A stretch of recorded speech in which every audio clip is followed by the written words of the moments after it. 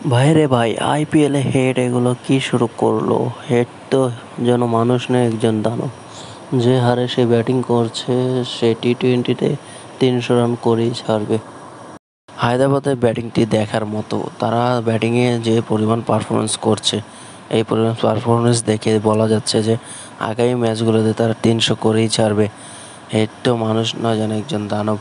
সে অস্ট্রেলিয়ার একজন ব্যাটার, সে ভারতকে বিশ্বকাপ হারিয়েছিল, এখন ভারতে এসে আইপিএল মাতাচ্ছে। অন্যদিকে প্যান্ট তার ব্যাটিং দেখে খুবই মন খারাপ করে আসে।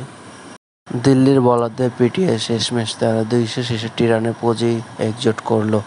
প্রথম অবস্থায় মনে হচ্ছিল যে 300 পার হবে, হেড আউট হয়ে যাওয়াতে 300 রান করতে পারেনি।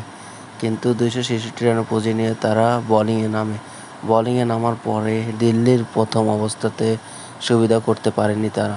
প্রথমেই তারা তাদের উইকেট দিয়ে ফেলে। অন্যথায় তারা ভালো করার চেষ্টা করে, কিন্তু তাদের হার ঠেকাতে পারে না। শেষমেশ তারা 199 রানে অল আউট হয়ে যায়।